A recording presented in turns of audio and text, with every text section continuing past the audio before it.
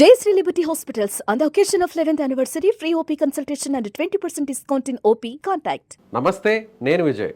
పెహల్గాం ఉగ్ర దాడి తర్వాత ఇండియా పాకిస్తాన్ మధ్య అనేక చర్యలు స్టార్ట్ అయ్యాయి.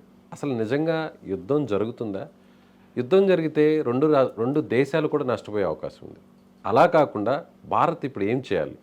అందరూ కోరుతున్నట్టుగా పాక్ ఆక్రమిత కాశ్మీర్ని తిరిగి స్వాధీనపరచుకోవాలా, లేదంటే పుల్వామా అటాక్ తర్వాత చేసినటువంటి సర్జికల్ స్ట్రైక్ లాంటి మళ్ళీ చేయాలా? వీటి గురించి మాట్లాడదాం. మనతో పాటు ఉన్నారు retired IPS officer X DGP Jayachandra గారు. సార్ నమస్తే. నమస్తే సార్, అందరూ కోరుతున్నట్టుగా వార్ సాధ్యపడుతుందా? ఒకవేళ వార్ చేస్తే వాళ్ళకి నష్టం, మనకి నష్టం. అలా కాకుండా పీఓకే మొత్తాన్ని మన కంట్రోల్లో తీసుకోవాలి, దానికైనా కూడా వార్ చేయాలి, లేదంటే ఓన్లీ సర్జికల్ స్ట్రైక్స్ చేస్తే సరిపోతుంది? పుల్వామాలో దాడి జరిగినప్పుడు ఇండియన్స్ సర్జికల్ స్ట్రైక్స్ చేసి పాకిస్తాన్లో ఉండేటటువంటి టెర్రరిస్టు స్థావరాలని ధ్వంసం చేశాయి. అంతే చేశారు. ఎందుకంటే ఇండియాకు బాగా తెలుసు, వార్ వస్తే రెండు సైడ్లు నష్టపోతాయి. ఇప్పుడు ప్రస్తుత పరిస్థితులు కానీ చూస్తే పాకిస్తాన్ యొక్క ఆర్థిక వ్యవస్థ పూర్తిగా కుప్పకూలిపోయింది. వాళ్ళ గ్రోత్ రేటు -4.5 మధ్యలో ఉంది. మన గ్రోత్ రేట్ సార్? మన గ్రోత్ రేట్ సుమారు 7 ఉంది. +7లో ఉంది. వాళ్ళది -7లో ఉంది. -4.5 ఉంది. అయితే ఇంకోటి రిసెషన్, ఎకానమీ వెనక్కిపోవడం. రిసెషన్ పాకిస్తాన్లో సుమారు 38% ఉంది. ఎందుకంటే అక్కడ ఇండస్ట్రియల్ ప్రొడక్షన్ ఏం లేదు, ఒక అగ్రికల్చర్ మాత్రమే ఆ సింధు నదీ పరివాహ ప్రాంతాల్లో ఉంది, అంతే. ఇప్పుడు సింధు నదీ జలాల ఒప్పందాన్ని మనం సస్పెండ్ చేయడంతో వాళ్ళ మీద ఒక పెద్ద యుద్ధాన్ని ప్రకటించినట్లే, ఒక అణుబాంబు వేసినట్లే. ఎందుకంటే ఆ సింధు నదీ ప్రాంతాల్లో ఉండేటువంటి అనేక లక్షల ఎకరాల పొలాలు ఎండిపోతాయి. అది ఇదివరకు డిజర్ట్ లాగా ఉండేటువంటిది ఇప్పుడు 1960లో ఈ సింధు నదీ జలాల ఒప్పందం జరిగిన తర్వాత సస్యశ్యామలంగా తయారైంది. అయినా కూడా పాకిస్తాన్కి తృప్తి లేదు. మాకు ఆ కాశ్మీర్ అంతా మాది అనేటువంటి ఒక సిద్ధాంతాన్ని పట్టుకుని వేళ్లాడుతూ, మొన్న ఆసిమ్ మునీర్ అనేటువంటి పాకిస్తానీ జనరల్ కూడా ఏమన్నారు, కాశ్మీర్ మా జుగులర్ వెయిన్ అని చెప్పేసి అన్నాడు. అంటే గుండె నుండి బ్రెయిన్కి రక్తం క్యారీ చేసేటటువంటి ఒక పెద్ద రక్తనాళం కాశ్మీర్ అని చెప్పేసి చెప్పారు. దానికి మన వాళ్ళు ఇచ్చిన సమాధానం ఏంటంటే, జుగులర్ వెయిన్ మెడ లోపల ఉంటుంది, అంతేగాని మెడ బయట ఎక్కడ ఉండదు అని కూడా దానికి జవాబు ఇచ్చారు. అందరూ నవ్వుకున్నారు కూడా అనుకోండి.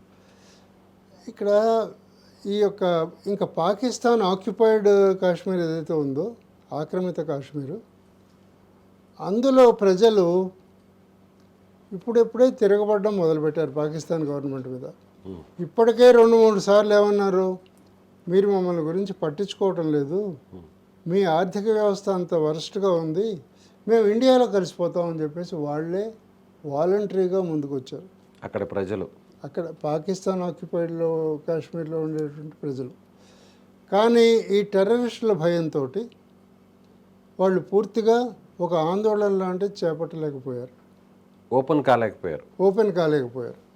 ఓపెన్గా చెప్పారు, వాళ్ళు స్టేట్మెంట్లు ఇచ్చారు, ఉద్యమం చేయలేకపోయారు. పాకిస్తాన్ ఏమంటుంది, లేదు మీరు ఎటువంటి పేదరిక స్థితిలో ఉన్నా సరే మీరు పాకిస్తాన్లో అంతర్భాగం, మీరంతా మా దగ్గరే ఉండాలని చెప్పేసి వాళ్ళు గొడవ చేస్తున్నారు. పాకిస్తానీ రక్షణ శాఖ మంత్రి గారు ఆసిఫ్ గారు మొన్న ఇచ్చిన స్టేట్మెంట్ ప్రకారంగా యుఎస్ ప్రోత్సాహంతో ఈ ఉగ్రవాదులను మేము పెంచి పోషిస్తున్నామని అన్నారు కదా. అటు తర్వాత అంటే దానికి ముందే ఈ యొక్క పహల్గాం దాడి కూడా జరిగింది. ఆ సమయంలోనే American vice president JD Vance గారు కూడా ఇక్కడ ఇండియా పర్యటనలో ఉన్నారు.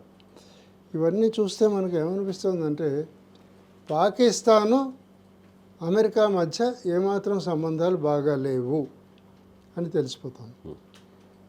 ఇప్పుడు పాకిస్తాన్ పాత పాట పాడుతూ పాకిస్తాన్ ఆర్థిక వ్యవస్థ పడిపోయింది, వ్యవసాయం పడిపోయేలాగా ఉంది, ఇండస్ట్రియల్గా ఏమాత్రం అభివృద్ధి లేదు, ధరలు ఆకాశాన్ని అంటుతున్నాయి.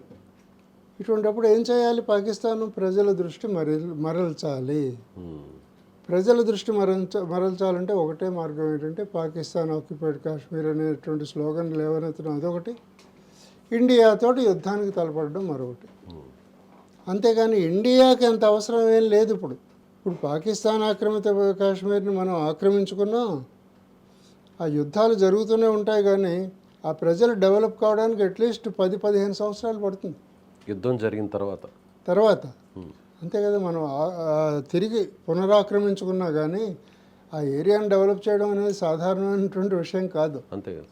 పాకిస్తాన్ ఏం చేస్తుందంటే చిన్న చిన్న ఈ కాల్పులు జరపడం బోర్డర్ వెంబడి ఇటువంటివో చేస్తుంది. ఇంతకు మించి పెద్ద యుద్ధం అనేటువంటి చేసే కెపాసిటీ వాళ్ళకి లేదు. వాళ్ళ దగ్గర ఉండే మిసైల్స్, ఫైటర్ జెట్స్ అన్నీ ఎప్పుడో ఓల్డ్ మోడల్స్, అందులో సగానికి పైగా రిపేర్లోనే ఉన్నాయి, కొన్ని కూలిపోతున్నాయి కూడాను. ఇంకా వాళ్ళ దగ్గర ఉండే ట్యాంకులు ఇవన్నీ కూడా చాలా పాతవి. ఏంటంటే వాళ్ళు అమెరికా నుంచి దిగుమతుల మీద పడ్డారే కానీ వాళ్ళ దేశాన్ని వాళ్ళు డెవలప్ చేసుకోవడానికి ఏమాత్రం ట్రై చేయలేదు. ఇండియా ఆయుధాలు ఇవన్నీ కూడా సొంతంగా తయారు చేసుకునే కెపాసిటీ వాళ్ళ దగ్గర ఉంది సార్? లేదు, వాళ్ళ దగ్గర లేదు. అన్నీ ఇంపోర్ట్ చేసుకోవడం అంతే. యుద్ధ విమానాల దగ్గర నుంచి, ట్యాంకుల దగ్గర నుంచి, మిసైల్స్ దగ్గర నుంచి అన్నీ అమెరికా నుంచే వాళ్ళు దిగుమతి చేసుకుంటారు, లేదా వేరే దేశాల నుంచి డబ్బులు ఇచ్చి కొనుక్కుంటారు, ముఖ్యంగా అమెరికా నుంచి. ఇక్కడ ఏంటి, అమెరికా తన వ్యాపారం కోసం అని చెప్పేసి ఇలా యొక్క వార్ జరగాలని కోరుకుంటుంది న్యాచురల్గా. వేరేజ్ ఇండియా విషయానికి వస్తే మన దగ్గర ఉండేటటువంటి ఆయుధాలలో సుమారుగా 70% మనమే తయారు చేసుకుంటున్నాం. షిప్స్ మనమే తయారు చేసుకుంటున్నాం, ఎయిర్ క్రాఫ్ట్ క్యారియర్స్, బాంబర్స్. ఈ మధ్య తేజస్ అనేటువంటి స్టెల్త్ ఫైటర్, అది అంటే రాడార్లు అవి ఇది పెడుతుంటే గుర్తుపట్టలేవు అనమాట ఏమాత్రం. సో ఇటువంటి అభివృద్ధినేమో ఇండియా సాధించింది. అందుకనే చైనా వాళ్ళు కూడా మొన్న గల్వాన్ వ్యాలీ ఇన్సిడెంట్ తర్వాత ఇండియాతో తలపడాలంటే 1-10 సార్లు ఆలోచిస్తూ ఉన్నారు. ఇప్పుడు ఏమంటున్నారు, ఈ ట్రేడ్ వార్ వచ్చిన తర్వాత అమెరికా, చైనా, ముఖ్యంగా అమెరికా అండ్ అదర్ కంట్రీస్ మధ్య ఈ ట్రేడ్ వార్ వచ్చిన తర్వాత చైనా భారత్కి క్లోజ్గా అవుదామని చెప్పేసి ప్రయత్నం చేస్తుంది. ఎందుకంటే అటు పాకిస్తాన్తో చేయి కలిపి ఉపయోగం ఏం లేదు, కానీ ఇండియాతో చేతులు కలిపితే మాత్రం 2 కంట్రీస్ కూడా వ్యాపార రీత్యా బాగా అభివృద్ధిని సాధిస్తాయి. తర్వాత 2 కంట్రీలు కూడా బాగా గ్రో అవుతాయి. చైనా ఆల్మోస్ట్ అమెరికాని అధిగమించకపోయినా కానీ ఇంకొక $4-5 ట్రిలియన్ ఎకానమీగా ఇంకా పెరగవచ్చు ఇండియాతో చేతులు కలిపితే. అది వాణిజ్యపరంగా అనమాట. ఈ అడ్వాంటేజెస్ అన్నీ ఉన్నాయి. ఇది చైనా వాళ్ళకి తెలియదని కాదు. అందుకనే వాళ్ళు ఇండియాతోటి సత్సంబంధాల కోసం అని చెప్పేసి తమ హ్యాండ్నేమో ఇలా ముందుకు చాచారు.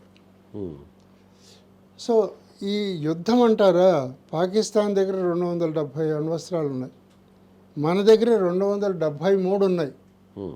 కానీ పాకిస్తాన్ దగ్గర హైడ్రోజన్ బాంబు లేదు, మన దగ్గర హైడ్రోజన్ బాంబులు కూడా ఉన్నాయి. ఒక హైడ్రోజన్ బాంబు సుమారు 10 అణ్వస్త్రాలతో సమానం. ఒక్క హైడ్రోజన్ బాంబు కానీ వేస్తే పాకిస్తాన్ అంతా భస్మీపట్లం అయిపోతుంది. మొత్తం పాకిస్తాన్ భూభాగం ఏముండదు. అంతా ఎడారి, న్యూక్లియర్ రేడియేషన్, ఇది తప్పిస్తే ఏముండదు. ఈ విషయం పాకిస్తాన్కి చాలా బాగా తెలుసు. కానీ మొన్న పాకిస్తాన్ ఏమన్నారు, అఫ్కోర్స్ కాల్పుల విరమణనేమో ఉల్లంఘించారు వాళ్ళు.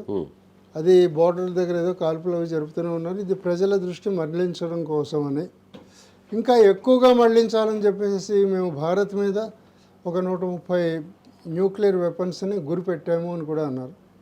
పాక్ మంత్రి మాట్లాడారు, మాట్లాడారు ఆయన. అట్లా మాట్లాడితే పాకిస్తానీ ప్రజలు మోసపోవచ్చేమో, కానీ ఎవరైనా తెలిసిన వాడు ఈ విషయం విన్నవాళ్ళు అందరూ కూడా నవ్వుకున్నారు.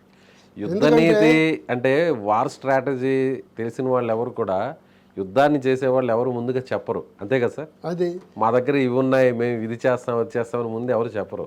అది వాళ్ళ మూర్ఖత్వమే అవుతుంది చెప్పుకోవడం. తర్వాత రెండవది, వాళ్ళు 130 అణ్వస్త్రాలను గురిపెట్టి ఒకదాని తర్వాత ఒకటి పేలుస్తూ ఉంటే ఇటు చేతులు ముడుచు కూర్చుంటుందా ఇండియా? వాళ్ళు ఒక ప్లేస్ని టార్గెట్ చేస్తే మొత్తం పాకిస్తాన్నే మనం టార్గెట్ చేస్తాము. ఇంకొక విశేషం ఏంటంటే ఈ అణ్వస్త్రాలను ప్రయోగించే కెపాసిటీ కూడా ఉందని నేను అనుకోను. ఎందుకంటే ఇప్పుడు మనకి S-400 రష్యన్ డిఫెన్స్ సిస్టమ్ ఉంది, బోర్డర్ అంతా కూడా పాకిస్తాన్ బోర్డర్ అంతా కూడా ఉంది. S-400 డిఫెన్స్ సిస్టమ్ మూలాన్ని మన బోర్డర్కి సుమారు 300-400 కిలోమీటర్ల లోపల ఆ పాకిస్తాన్ ప్రయోగించగానే ఇక్కడి నుంచి ఆటోమేటిక్గా రాకెట్లు వెళ్ళిపోయి వాటిని కూల్చేస్తాయి. ఇది అక్కడే పేలుతుంది, పాకిస్తాన్లోనే పడుతుంది అది. సో తర్వాత ఇంకా వాళ్ళ దగ్గర క్షిపణులు ఏవో ఉన్నాయి, కొన్ని పెద్ద పెద్ద రాకెట్స్, ఘోరీ అనేది అది ఎప్పుడో పాతకాలం అవన్నీ ఉన్నాయి. కానీ మన దగ్గర బ్రహ్మోస్ మిసైల్స్ ఉన్నాయి. బ్రహ్మోస్ మిసైల్స్ ఏంటంటే ఇవి ఇంటర్ కాంటినెంటల్ బ్యాలిస్టిక్ మిసైల్స్. ప్రపంచంలోని ఏ దేశంలో ఏ ప్రాంతాన్న అయినా కానీ 10 నిమిషాల్లో చేరుకొని అక్కడ పేల్చగలవు. ఈవెన్ అమెరికా అయినా సరే, ఎనీ కంట్రీ. అందుకనే చైనా కూడా భయపడుతుంది. మనం ఈ మధ్యనే ఫిలిప్పీన్స్కి 2వ కంటింజెంట్ 200 మిసైల్స్, బ్రహ్మోస్ మిసైల్స్ మనం ప్రొవైడ్ చేసాం. ఎందుకంటే చైనా వాళ్ళు ఫిలిప్పీన్స్ని ఆక్యుపై చేసుకుంటామని బెదిరిస్తూ ఉంటే ఫిలిప్పీన్స్ మన దగ్గరికి వచ్చి అయ్యా మీ బ్రహ్మోస్ మిసైల్స్ మాకు ఇవ్వండి అని 200 మిసైల్స్ వాళ్ళు కొన్నారు మన దగ్గర. టెక్నాలజీ ఉంది సార్ ఇప్పుడు ఫిలిప్పీన్స్ దగ్గర కూడా ఉంది. అందుకనే ఇప్పుడు అక్కడ ఉద్రిక్తతలు చైనా ద్వారా వచ్చినటువంటి ఉద్రిక్తతలు కొంచెం తగ్గాయి. ఇంతకుముందు చైనీస్ వార్షిప్స్ అన్నీ కూడా అటు వెళ్ళి వాటర్ క్యానన్స్ అని అంటారు. ఈ వాటర్ క్యానన్స్ తోటి వాళ్ళ షిప్స్ని ముంచేశారు, ఫిలిప్పీన్స్ యొక్క షిప్స్ని.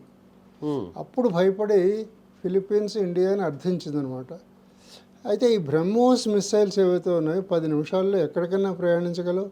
చైనాలో ఉండే ప్రాంతాలు ప్రతిదీ కూడా కవర్ అవుతుంది. అందుకని చైనా వాళ్ళు కూడా కొంచెం జాగ్రత్తగా ఉంటారు. ప్రపంచంలో ఏ దేశం ఉన్నా కానీ జాగ్రత్తగా ఉంటుంది. ఇంకా పాకిస్తాన్ని కొట్టడం అనేది నథింగ్ అసలు. ఇంకోటి దాని యొక్క యాక్యురసీ ఎలా ఉంటుంది? 99.9% యాక్యురసీ. అంటే వితిన్ ఒక టార్గెట్ కానీ ఇక్కడ ఇలా పెట్టుకుంటే వితిన్ ఏ ఫ్యూ ఫీట్ డిస్టెన్స్లో పడుతుంది. అంటే కొన్ని అడుగుల దూరంలో మాత్రమే. అంత యాక్యురేట్ మిసైల్ అనమాట. దానివల్ల ఇప్పుడు ఇంకొక డిమాండ్ వస్తుంది సార్, పాకిస్తాన్ అంతా అవసరం లేదు, పాకిస్తాన్ భూభాగం మనకెందుకు, ఆల్రెడీ పాకిస్తాను చితకలు పడిపోయింది, లేవలేని పరిస్థితిలో ఉంది. మీరు అన్నట్టుగా గ్రోతింగ్ రేట్ కూడా జీడిపి చూస్తే మైనస్లో ఉంది. మన కాశ్మీర్ అంటే పాకిస్తాన్ ఆక్రమించినటువంటి ఆ పాక్ ఆక్రమిత కాశ్మీర్ వరకు మనం తిరిగి స్వాధీనం చేసుకుంటే సరిపోతుంది. ఎందుకంటే మిలిటెంట్ సంస్థల యాక్టివిటీస్ అన్నీ కూడా అక్కడే నడుస్తున్నాయి. సో దాన్ని మనం కలుపుకుంటే ఇక ఉగ్రవాదాన్ని 90% మనం కంట్రోల్ చేయవచ్చు అనేది ఒక డిమాండ్. ఇది కరెక్టేనా, సాధ్యమేనంటారా? మిగతా పాకిస్తాన్ జోలికి వెళ్లకుండా మన భూభాగంగా చెప్పుకునేటువంటి ఏదైతే మనం మ్యాప్లో చూపిస్తున్నామో ఆ POKని మనం తిరిగి స్వాధీనం చేసుకోవాలి. ఇది అందరి డిమాండ్ కూడాను. ఇప్పుడు India is a peace loving country. ఇది ప్రపంచం అంతటా కూడా తెలిసినటువంటి విషయం. కొంత క్రిటిసిజం ఎదుర్కోవాల్సి వస్తుంది ఆక్యుపై చేసుకుంటే. ఆక్యుపై చేసుకోవడం పెద్ద విషయం ఏం కాదు, కానీ అంతకంటే పెద్ద దెబ్బ సింధు నదీ జలాల ఒప్పందాన్ని సస్పెండ్ చేయడం. తర్వాత పాకిస్తాన్ ఆక్యుపైడ్ కాశ్మీర్లో ఆల్రెడీ తిరుగుబాటుదారులు ఉన్నారు, స్టార్ట్ అయింది. It is only a matter of time. కొంతకాలంలో మహా అయితే 1-2 ఏళ్లలో వాళ్ళంతా తిరుగుబాట్లు చేసి ఈ టెర్రరిస్టులు ఉన్నంత మాత్రంలో సరిపోదు. టెర్రరిస్టులను ఎలా నిర్మూలించాలో అది ఇండియాకి వెన్నతో పెట్టిన విద్య. అంటే ఇంటెలిజెన్స్ కలెక్షన్ చేయడం, వాళ్ళ లీడర్స్ని పట్టుకోవడం, అలాగే ఇక్కడి నుంచి సర్జికల్ స్ట్రైక్స్ అవి కూడా చేయడం, ఇవన్నీ మన ఇండియాకి బాగా తెలిసిన విషయాలే. మనం డైరెక్ట్గా వెళ్ళి దాన్ని ఆక్యుపై చేసుకోవచ్చు POKని, వాళ్ళు కూడా వెంటనే సరెండర్ అయిపోతారు. కానీ చెడ్డ పేరు గురించి కూడా మన ప్రభుత్వం ఆలోచించేటటువంటి అవకాశాలు ఉన్నాయి. చెడ్డ పేరు ఎందుకు వస్తుంది సార్? ఇప్పుడు అది కాశ్మీర్ పీస్ లవింగ్ కంట్రీ, ఇలాంటి పీస్ లవింగ్ కంట్రీ, శాంతి కాముక దేశం ఏదైతే ఉందో ఇది ఎందుకు ఆక్యుపై చేయాలి? కానీ ఆక్యుపై ఇలా- చేస్తే మాత్రం తప్పేం లేదు. ఇలా ఉగ్రవాదులు అభంశుభం తెలియని అమాయకుల్ని సాధారణ పౌరుల్ని చంపేయడం కరెక్టేనా మరి? అది ఏమాత్రం కరెక్ట్ కాదు. మరి ఇదే పీఓకేలో ఇలాంటి మిలిటెంట్ సంస్థలు పుట్టుకొస్తున్నాయి. మిలిటెంట్లు వందల మంది వేల మంది భారత్లోకి వస్తూనే ఉన్నారు, ఇక్కడ దాడులు చేస్తూనే ఉన్నారు. దాన్ని ఆపాలంటే పీఓకే మన కంట్రోల్లోకి రావాలి కదా. పిఓకే మన కంట్రోల్లోకి తప్పకుండా రావాలి, వస్తుంది కూడా, చాలా తొందరలోనే వస్తుంది. కానీ అక్కడ తిరుగుబాటు ఇంకొంచెం పెరుగుతుంది, అప్పుడు ఆటోమేటిక్గా వాళ్ళు వచ్చేస్తారు. కానీ ఇప్పటికిప్పుడు జరగాలి. అంటే మనం ఎప్పుడో జరుగుతుంది అంటే ఆ తర్వాత మనం మీరే చెప్పారు శాంతి కాముకులం. సో అయిపోయిన తర్వాత ఓకే అయిపోయింది కదా ఇష్యూ, తర్వాత చూద్దాంలే. అట్లా మనం 1947 నుంచి 2025 వరకు ఇలాగే నడుస్తూనే వస్తుంది, అంతే కదా. ఆ రోజు చేసిన పొరపాటే ఈ రోజు వరకు కూడా మనం భరిస్తున్నాం. అయితే నా డౌట్ ఏం లేదు సార్, ఒక సీనియర్ రిటైర్డ్ ఐపీఎస్ ఆఫీసర్గా మీ ఎక్స్పీరియన్స్లో ఇప్పుడు పీఓకేని మనం ఆక్యుపై చేయాలంటే వారు చేయాల్సిందేనా? వారు చేయకుండా అది జరుగుతున్నప్పుడు వారు ఎందుకు చేయాలి? హ్మ్. తొందరలో ఇప్పటికిప్పుడు ఏదైనా యాక్షన్ తీసుకుంటా కొన్ని ఇప్పటికిప్పుడు యాక్షన్ తీసుకుంటే ఒక్కోసారి క్రిటిసిజం రావచ్చు అనేది నేను అనడం కాదు, మన ప్రభుత్వం వాళ్ళు కూడా ఆలోచించి జాగ్రత్తగా చేస్తారు, ఒక నిర్ణయాన్ని తీసుకుంటారు. తీసుకునే అవసరమైతే తప్పక యుద్ధం చేస్తే ఈజీగా 2 దినాల్లో దాన్ని ఆక్యుపై చేసుకోవచ్చు. ఇంకా టెర్రరిస్టులు అక్కడి నుంచి ఇక్కడికి వచ్చి ఘాతుకాలకు ఒడుగడుతున్నారని మీరు అన్నారు. ఓకే, మనం పాకిస్తాన్ ఆక్యుపైడ్ కాశ్మీర్ అంతా తిరిగి మనం స్వాధీనం చేసుకున్నాము, వాళ్ళు కొంచెం లోపల జరుగుతారు అంతే. వాళ్ళ క్యాంప్స్ అట్లాగే ఉంటాయి, కొంచెం లోపల జరుగుతాయి. ఈ క్యాంప్స్ అటు వెనక్కి వెళ్తాయి, పాకిస్తాన్లోకి వెళ్తాయి. సో ఇది కరెక్ట్ సొల్యూషన్ అని మనం చెప్పలేం. దీన్ని మనలాంటి వాళ్ళు కాకుండా చాలా పెద్ద తలకాయలు ఢిల్లీలో కూర్చుని వాళ్ళు నిర్ణయించాల్సినటువంటి విషయం. మనం ఏమైనా అనుకోవచ్చు, ఆక్యుపై చేస్తే నష్టం ఏం లేదు, చాలా సులువుగా మన చేతిలోకి వస్తుంది. రెండవది, దాన్ని బలవంతంగా ఆక్యుపై చేసామనుకోండి, అక్కడ ఉండే కొంతమంది ప్రజలు తిరగబడవచ్చు కూడా. ఇండియాలో కూడా చాలా క్రిటిసిజం వస్తుంది. మన సెక్యులరిస్టులు చాలామంది ఉన్నారు, వీళ్ళంతా గవర్నమెంట్ని క్రిటిసైజ్ చేస్తారు. ప్రపంచవ్యాప్తంగా అనేక ముస్లిం దేశాలన్నీ కూడా విమర్శిస్తాయి, ఇటువంటివి ఉంటాయి. కనుక ఎలాగా ఒక 1 లేదా 2 ఇయర్స్లో అక్కడ తిరుగుబాటుదారులు ఇండియాలోకి డైరెక్ట్గా వచ్చి కలిసిపోదాము అని చెప్పేసి అది జరగబోతోంది కదా. అందుకు పాకిస్తాన్ ఒప్పుకుంటుంది. పాకిస్తాన్ ఒప్పుకోవడం ఏంటండి, వాళ్ళు తిరుగుబాటు చేసి నువ్వు పో, మేము ఇండియాలో కలిసిపోతామని చెప్పేసి అంటుంటే అప్పుడు మనం హెల్ప్ చేస్తాం. ఏ విధంగా అయితే బంగ్లాదేశ్లో మనం చేసామో, బంగ్లాదేశ్ని లిబరేట్ చేసాం కదా 1971 వార్లో. కానీ ఇదే బంగ్లాదేశ్ ఇప్పుడు మనకు వ్యతిరేకంగా ఉంది కదా, ఇదే మన హిందువులను అక్కడ చంపేస్తున్నారు కదా. ఇదే బంగ్లాదేశ్కి సంబంధించిన ప్రెసిడెంట్ని, ప్రైమ్ మినిస్టర్ని అక్కడ తరిమి కొడితే మన దగ్గర తలదాచుకుంది కదా. అక్కడ ఇప్పుడు ప్రజాస్వామ్య వ్యవస్థ సరిగా లేదు కదా. నేను అనేది కూడా అదే. ఇప్పుడు ఇవాళ కూడా వీళ్ళు పాకిస్తాన్ ఆక్యుపైడ్ కాశ్మీర్ వాళ్ళు ఓకే మేము వచ్చేస్తామని అంటారు. రేపు పొద్దున్న మనం ఆక్యుపై చేసిన తర్వాత మళ్ళీ అక్కడ గొడవలు మొదలు కావచ్చు. ఇండియాలో అంతర్భాగంగా చేసేయాలి. ఇప్పుడు వాళ్ళు చెప్తున్నట్టుగా ఆజాదీ కాశ్మీర్ లాగా కాకుండా మనం ఒక సపరేట్ దాన్ని ఒక వింగ్గా చూడకుండా పీఓకే కూడా పూర్తి స్థాయిలో భారత్లో ఒక భాగంగా మారిపోవాలనేది అందరి డిమాండ్. అది సాధ్యపడుతుందా? అది సాధ్యపడుతుంది, ఎందుకు సాధ్యపడదు. ఇటు వచ్చి అది ఏ విధంగా మనం ప్రొసీడ్ అవుతాం అనేది మాత్రం అది ఇంపార్టెంట్ క్వశ్చన్ అనమాట. Right sir, thank you so much sir. Thank you.